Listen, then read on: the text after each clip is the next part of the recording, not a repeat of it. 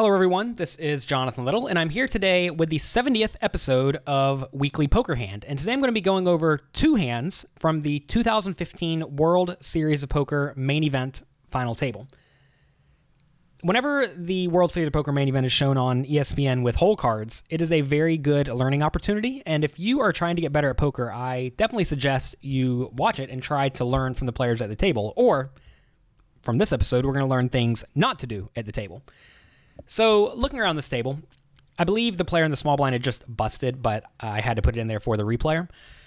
Max Steinberg has 20,000 chips at 250, 500. Actually, I cut off the last three zeros from all these numbers. So instead of it being 250,000, 500,000 with 19 million stacks, my brain works much better if I just cut off the last three zeros and it's 250, 500.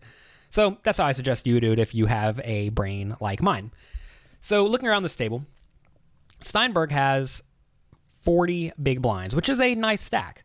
However, notice that Cannuli and Buderoni both have relatively short stacks, especially Buderoni. So when this is the case, Steinberg really does not want to go broke next. So for that reason, he wants to not play big pots. His problem is that he has McKeon on his left. And McKeon is a very loose, aggressive player from what we knew going into the final table, and from watching the final table, it became very clear very quickly that he was going to try to push everyone around, and he did it well. So with pocket eights, I think this is actually a good spot to limp. And I know that may sound a little bit crazy to most of you, seeing how I'm typically advocating raising all of your playable hands. But whenever you expect to get re-raised a lot of the time, as Steinberg should expect to get re-raised because he can't really fight back versus McKeon if he makes it, say, 2 big blinds and McKeon makes it 6 big blinds. Steinberg doesn't really want to jam given Buderoni's so short because McKeon's going to play perfectly. And if he does get re-raised, he can't really justify calling to set mine. So you want to avoid that spot. So the way to avoid that spot is to either fold, which you certainly don't want to do with pocket eights. You can limp, which will allow you to limp, perhaps get raised by McKeon, then call and see a flop and then play from there. Or you could raise bigger, but I'm not really a big fan of raising bigger either. You can make it something like 3 big blinds. That will hopefully make McKeon play more straightforward. But you never know. It may just induce him to play crazy. There are a few downsides to limping, and that is that if you limp, perhaps Cannuli will no longer shove a hand that he would have shoved, like ace 4. So that is a downside. Also, Buderoni may get to see a free flop with a lot of hands that he may not have called a raise with, like jack 4, for example. And that'll allow him to get a pair and then get off the hook. So there are some downsides to limping, but I think in this scenario, given these chip stacks, whenever you're the middle stack and there's an aggressive big stack on your left with a few very short stacks, you really do want to not play big pots. So let's see what happens. Steinberg does raise. He picks 2.5 big blinds. McKeon re-raises as expected. And then Steinberg just folds his pocket eights. And really, once you make it 1,200 and McKeon makes it 2,800, I think you should probably go all in.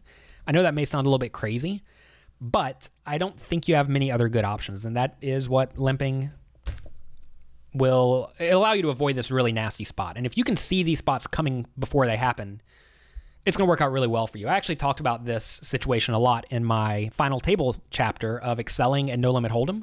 You can get that at hold'embook.com if you have not already.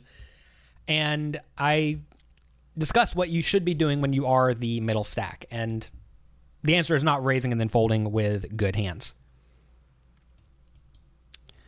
So fast forward to hand 76 of the final table, and we have a very similar situation. Blumenfield is in the big blind this time, and he is also fairly active. Certainly not crazy like McKeon's been crazy, but he is active enough. So Steinberg makes it, is this 3 big blinds? 2.5 big blinds again with ace-jack offsuit. And then Blumenfield, again, applies pressure. Let's go back and look at the starting stacks. Notice here Beckley is very short this time, and Steinberg has the same middle stack, right? And whenever you are in this situation, again, you don't want to play big pots. So the way you avoid this is by simply limping. You limp, and then you guarantee you get to see a flop in position versus likely either weak ranges or loose players.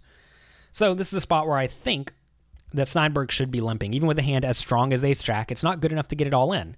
That's what it amounts to. These hands are not good enough to get all in. So they're also not quite good enough to call a pre-flop raise, even in position.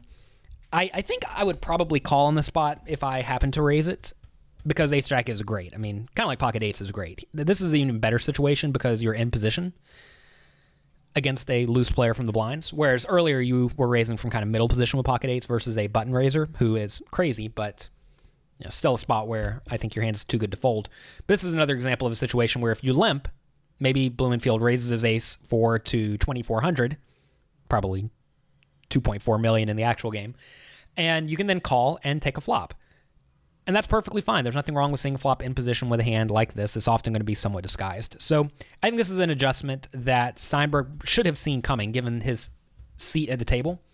I actually talked about this in a preview to my World Series of Poker final table review, where I said that I thought that Steinberg should definitely be aware that he had aggressive players on his left and adjust accordingly. So in this World Series of Poker final table review for the 2015 final table, I actually go through all of the hands that I thought were educational or either great plays or horrible plays that I watched as I went through all of the hands.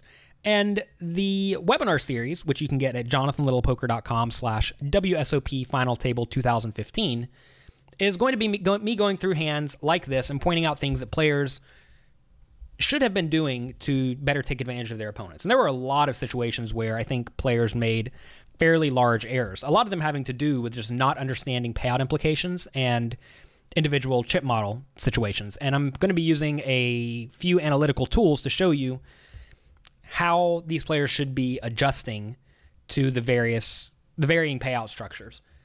And I actually learned a few things going through as well. Like, for example, a player busted on the second hand of the tournament where McKeon, the aggressive guy, jammed 15 big blinds into two 15 big blind stacks from the small blind.